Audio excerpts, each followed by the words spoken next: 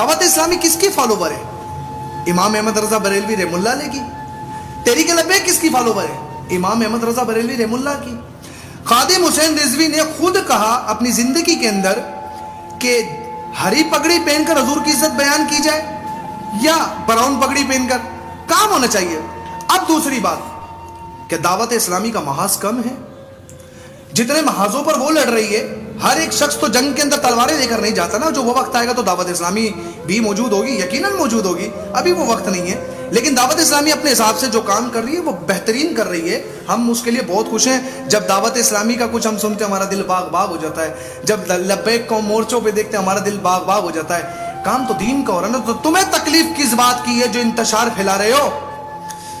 میں اپنے ان تمام معصوم بھائیوں سے ایک بات کہنا چاہتا ہوں، کسی کی باتوں میں نہ ہو. اس وقت پر امت کو متحد ہونے کی ضرورت ہے.